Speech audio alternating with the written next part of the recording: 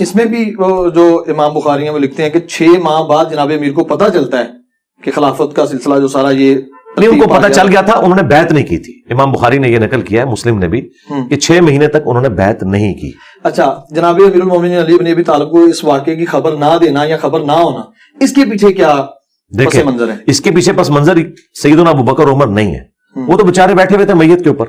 انہیں تو آ کے خبر ملی ہے کہ ثقیفہ بنی ساعدہ میں سعد ابن عبادہ کو لوگ امیر چننے لگے ہیں. لہذا سب سے بڑا جو غالی شیعہ یہ ظلم کرتے ہیں اور وہ کہتے ہیں کہ ابوبکر عمر خلافت کے لالچی تھے. اگر یہ خلافت کے لالچی ہوتے تو یہ ثقیفہ بنی ساعدہ کی میٹنگ کال کرتے. میٹنگ تو انصار مدینہ نے کال کی ہوئی تھی جو خود شیعہ علی تھے، تو سٹارٹ تو وہاں سے ہوا نا. اور وہ حضرت علی کو نہیں چن رہے تھے، سعد ابن عبادہ کو چن رہے تھے.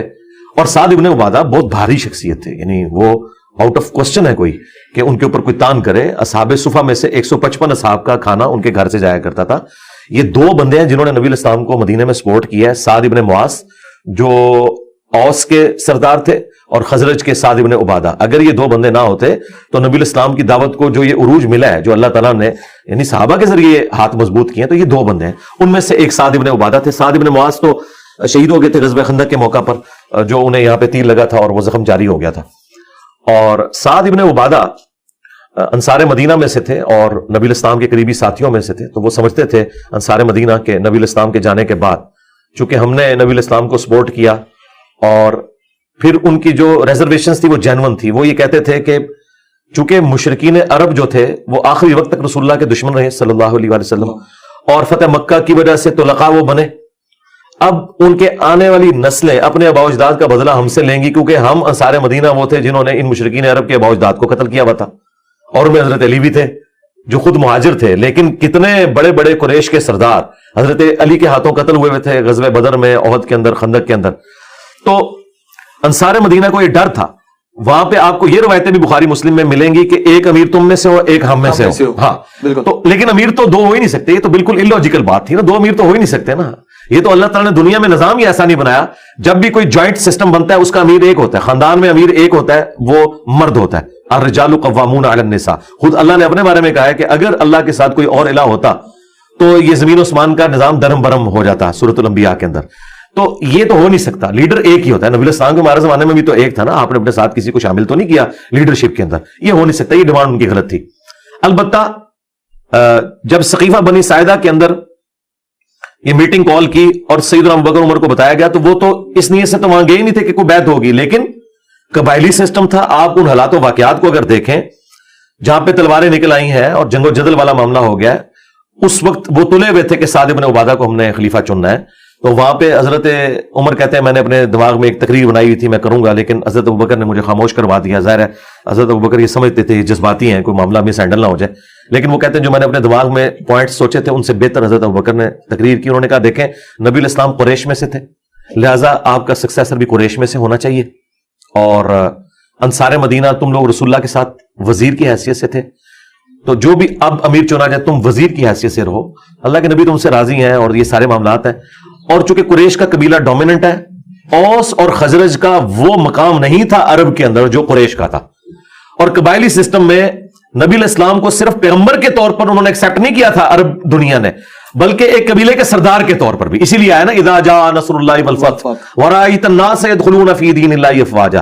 وہ جو فوج در فوج لوگ دین میں داخل ہو رہے تھے وہ اس اعتبار سے ہو رہے تھے کہ قریش کے سردار کو غلبہ مل گیا بنو ہاشم میں سے، اور ہم نے اس کی اطاعت اختیار کرنی. یہ پہلی دفعہ ہوا تھا کہ ایک قبیلہ اتنا ڈومیننٹ ہو گیا، ورنہ تو طوائف الملوک کی تھی. اس کا فائدہ رومنز اور پرشینز اٹھاتے تھے، اور عرب کے لوگ جو زیادہ جنگجو تھے، جن کے اندر زیادہ طاقت تھی، صرف ایک طوائف الملوکی تھی، یہ ایک جھنڈے کے نیچے جمع نہیں تھے، انہیں اپنی طاقت کا اندازہ نہیں تھا کہ اگر ہم اکٹھے ہو جائیں تو یہ رومنز پرشین تو شاہی کوئی نہیں ہے. اور وہ اللہ تعالیٰ نے نبی الاسلام کے ذریعے کیا، اور دیکھیں پھر کیسا انہوں نے الٹا، یہ اتنے طاقتور لوگ، ٹف مول کے عادی. اب یہ سارے کا سارا معاملہ جو تھا قریش کا غلبہ، اسی کی بنیاد کے اوپر آگے یہ ساری امپائر پھیلنی تھی. تو حضرت ابوبکر نے کہا کہ قریش کے علاوہ اگر کوئی اور سردار ہوا تو یہ تمہیں نہیں چنیں گے.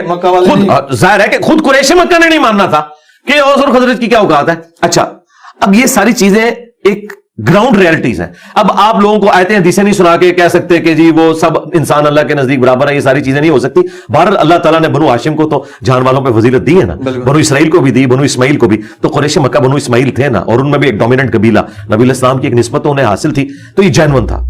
اب اس وقت حضرت ابوبکر نے کیا کیا؟ بخاری مسلم کے الفاظ ہیں، آپ نے ابو عبیدہ اور حضرت عمر کا ہاتھ یوں پکڑ کے کہا کہ یہ دو بندے ان میں سے کسی کو اپنا خلیفہ چن لو. اچھا یہ اس وقت کرنا کیوں ضروری تھا آپ کی نظر میں؟ اور میری نظر میں تو یہ ہونا چاہیے تھا کہ اس وقت تھوڑا سا وقفہ لے لیا جاتا، نبی اسلام کی تدفین سے فارغ ہو لیتے اور پھر ایک میٹنگ کال کے معاملات کرتے. لیکن یہ معاملہ اس طرف جانے والا نظر نہیں آ رہا تھا. اس وقت کی سچویشن کو وہی بہتر سمجھ سکتے ہیں. اور اس میں مجھ سے پکا لے لیں، امام حسن نے معاویہ بن ابی سفیان کے ہاتھ پہ جو صلح کی ہے، ان کے اپنے ساتھیوں نے کہا کہ اس نے ہمیں ذلیل کروا دیا ہے. لیکن یہ تو امام حسن سمجھ سکتے ہیں، یا میں ان کے اس درد کو سمجھ سکتا ہوں کہ انہیں کس مجبوری میں صلح کرنی پڑی ہے. صلح ہی اس وقت بہتر آپشن تھی، ورنہ وہ تو 40,000 کا لشکر لے کے گئے تھے معاویہ سے لڑنے کے لیے. لیکن انہوں نے دیکھا کہ ان کے سردار خرید لیے گئے ہیں اور یہ معاملہ بگڑ جائے گا، تو انہوں نے کہا بھائی بہتر یہ ہے کہ اس معاملے کو میں یہاں پہ ٹھپ کر دوں. یہ پورا مقدمہ ہے، وہ آپ اپنے پاس رکھیں، سوال اینڈ پہ کر لیجیے گا، میں مقدمہ کلیئر کر رہا ہوں ورنہ ٹیمپو وہ ٹوٹ جائے گا. میں آپ کو بتا رہا ہوں کہ آج بیٹھ کے کوئی سچویشن کا اندازہ نہیں کر سکتا جب تک آپ زمانے میں ریورس جا کے وہ سارے حالات دیکھ نہ لیں. تو حضرت ابوبکر نے اس وقت یہ ریلائز کیا کہ بھائی اگر اس وقت کوئی ڈیسیژن نہ ہوا تو یہ تلپٹ ہو جائے گا اور یہ انصار مدینہ کو چنیں گے اور ایک نئی گیم شروع ہو جائے گی، قریش مکہ میں پھوٹ پڑ جائے گی. اب اس کا آخری حل یہ ہے کہ ان دو بڑے سرداروں میں سے ایک کو چن لیا جائے. اور انہوں نے کن بندوں کے نام پیش کیے؟ ابو عبیدہ بن جراح، جن کو نبی اسلام نے امین الامت کہا تھا. نجران کے جب عیسائی آئے، بخاری میں آیا، وہ مبالغہ تو نہیں ہو سکا تھا. مسلم میں آیا کہ مولا علی، حسن، حسین اور فاطمہ کو لے کے نبی اسلام آئے، لیکن مبالغہ ہوا نہیں کیونکہ کرسچن ریڈی نہیں ہوئے. لیکن پھر انہوں نے کہا کہ اگر مبالغہ ہوا تو ہم مارے جائیں گے، اگر یہ جھوٹا نبی ہوا تو پھر ہمیں کوئی ڈر نہیں. تو آپ ہمارے ساتھ کوئی اپنا ایسا قریبی آدمی بھیجیں. تو آپ نے فرمایا میں امین الامت تمہاری طرف بھیجوں گا. پھر نبی علیہ السلام نے ابو عبیدہ بن جراح کو بھیجا. تو حضرت ابوبکر نے وہ سوٹیبل پرسنالٹیز کے ہاتھ اس طریقے سے کھڑے کیے اور کہا ان میں سے چن لو. لیکن دونوں نے کہا کہ حضرت آپ کے ہوتے ہوئے ہم نہیں کریں گے، کیونکہ نبی علیہ السلام نے آپ کو مسلح پر کھڑا کیا تھا اور اس کی وجہ سے ہم آپ کو خلیفہ چنیں گے. اور چنا. انصار مدینہ بھی ایگری کر کے. سعد بن عبادہ اکیلے رہ گئے، ان کے اپنے قبیلے کے لوگ اپنے سردار کو چھوڑ کے حضرت ابوبکر کے اوپر راضی ہو گئے. اس سے آپ کو اندازہ ہوگا کہ حضرت ابوبکر کی پرسنالٹی کتنی بڑی تھی. ادروائز وہ پورا قبیلہ چھوڑ دیتا، انہوں نے اپنے سردار کو چھوڑ کے حضرت ابوبکر کی بیعت کر لی. اس سے حضرت ابوبکر کی ڈومیننسی نظر آتی ہے. حالانکہ وہ کمزور آدمی تھے یار، بوڑھا آدمی تھا، ایک کوئی پہلوان نہیں تھا. کوئی آپ کو حدیثوں میں نہیں ملے گا کہ انہوں نے بدر میں اتنے بندے قتل کر دیے تھے تو وہ یہ تھے تو وہ تھے. نہیں، ان کی ایک بزرگی، نبی الاسلام کے ساتھ قربت، یار غار ہونا، یہ ساری چیزیں، پھر نبی الاسلام کے وہ سسر بھی اور ساری قربت، یہ ساری چیزوں کی وجہ سے ان کے اوپر ایگری کر گئے اور وہ بیعت ہو گئی اور پھر وہ سارا معاملہ ہوا. حضرت علی کو یہ کلک تھا کہ اس مشورے میں مجھے شامل کرنا چاہیے تھا. 6 مہینے انہوں نے بیعت نہیں کی. 6 مہینے کے بعد بخاری مسلم میں آتا ہے، انہوں نے حضرت فاطمہ کی جب وفات ہو گئی، انہوں نے حضرت ابوبکر کو پیغام بھیجا اور کہا کہ آپ میرے پاس آئیں اور اپنے ساتھ کسی کو نہیں لے کے آنا. اور وہ راوی کہتا ہے کہ آپ نہیں چاہتے تھے کہ حضرت عمر ساتھ آئیں کیونکہ وہ جذباتی. تو حضرت عمر نے روکا حضرت ابوبکر کو کہ آپ اکیلے نہ جائیں. انہوں نے کہا میں اہل بیت رسول سے کوئی نیگیٹو چیز امید نہیں کرتا، اس سے آپ کو ان کی کمٹمنٹ کا. وہ اکیلے گئے، حالانکہ بہت بڑا رسک تھا اکیلے جانا. اچھا، جبکہ خلافت کا جھگڑا چل رہا ہے. اور دوسرا آپ دیکھیں، خلیفہ وقت جو ہے وہ حضرت ابوبکر ہیں. ہونا تو چاہیے تھا، وہ کہتے تم میرے دربار میں آؤ. انہیں پتا تھا اس گھر سے ہمیں دین ملا ہے، یہ ہمارے بڑے ہیں، یہ ان کا جانا. پھر حضرت علی جب یہ بات کی کہ آپ کو جو اللہ تعالیٰ نے یہ فضیلت دی اور یہ حالات و واقعات فیوریبل ہوئے، ہمیں کوئی حسد نہیں ہے، لیکن آپ نے ہمیں مشورے میں بھی شامل نہیں کیا. اس پہ حضرت ابوبکر رو پڑے.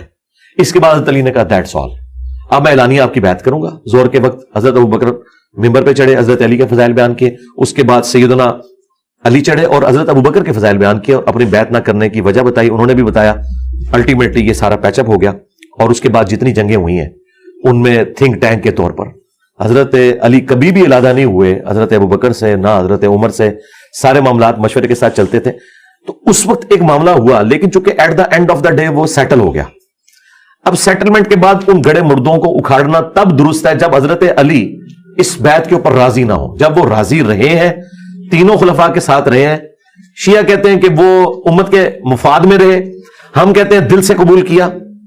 لیکن اینڈ رزلٹ یہ کہ ساتھ رہے نا تو تم بھی امت کا مفاد سمجھو نا. اگر مولا علی نے سمجھا ہے تو آج تم اس بنیاد کے اوپر امت کو تو نہ توڑو نا. بنو امیہ کے غلط ایکٹیویٹیز کا ابو بکر و عمر کے ساتھ کوئی لینا دینا نہیں ہے. حضرت عثمان کے دور میں بھی جو کچھ ہوا اس میں بھی حضرت عثمان حضرت علی کے مشورے کو لے کے چلتے تھے. کہیں کسی جگہ پہ مس ہینڈنگ ہوئی ہے تو وہاں پہ بھی حضرت علی نے کبھی بھی حضرت عثمان غنی کی خلافت کا انکار نہیں کیا، انہیں اپنے ساتھ لے کے چلے. تو یہ پورے معاملات کو دیکھنا چاہیے، سچویشن کو. جو شیعہ نے اس حوالے سے ہنگامہ کھڑا کیا ہوا ہے نا، یہ بالکل ناحق ہے ان کا، جس ایکسٹریم پہ وہ لے گئے اس مسئلے کو. کیونکہ دیکھیں غیر مسلم بھی یہ تسلیم کر رہے ہیں آج کہ نبی الاسلام کی لیگیسی کو خلفائے راشدین آگے لے کے چلے. اور قرآن میں اللہ کا وعدہ تھا وَالَّذِي أَرْسَلَ رَسُولَهُ بِالْهُدَىٰ وَدِينِ الْحَقِّ لِيُظْهِرَهُ عَلَى الدِّينِ كُلِّهِ. نبی الاسلام کے ذریعے تمام ادیان کے اوپر اس دین کو غالب کرنا تھا. لیکن نبی الاسلام کی مبارک زندگی میں یہ دین تو صرف عرب کی سرزمین میں غالب ہوا ہے, سارے ادیان پہ تو غالب نہیں ہوا. رومنز اور پرشینز کے اوپر تو خلفائے راشدین کے دور میں ہوا ہے. تو خلفائے راشدین کی جو فتوحات ہیں یہ نبی الاسلام کی اس دعوت کی کنٹینیوشن ہے. اللہ تعالیٰ نے ان کے ذریعے اتنا بڑا کام لیا کہ دیکھیں نبی الاسلام کی وفات کے وقت ہزاروں لوگ جب مرتد ہو گئے اور صحابہ کرام کی تعداد کم رہ گئی ہے, تب بھی وہ دلیری کے ساتھ لڑے ہیں. اور اللہ نے نہ صرف عرب پہ ان کو غلبہ دیا ہے, جھوٹے پیغمبروں کے اوپر غلبہ دیا ہے, منکرین زکات کے اوپر غلبہ دیا ہے, الٹا سپر پاور سے ٹکرا گئے. یہ تو اس طریقے سے ہے کہ میں ایک محلے کی ٹیم بناؤں اور آپ کو پتا چلے کہ اگلا ورلڈ کپ اس نے جیت لیا ہے, تو یہ غیر معمولی واقعی ہو سکتا ہے نا. تو یہ اللہ تعالیٰ کی غیبی تائید تھی. باقی جو مسئلے مس ہینڈل ہوئے وہ زیادہ بگڑے ہیں بنو امیہ کی وجہ سے. جب انہوں نے ممبروں پہ سب و شتم شروع کیا اور یہاں پہ شیعہ علی کے اندر پھر ایک غم کی کیفیت آئی اور پھر وہ ان کو جلانے کے لیے اوپر تک چلے گئے, اور یہ ہوتا ہے یعنی عمل کا جو رد عمل ہے یہ اس طرح ہوا ہے. اب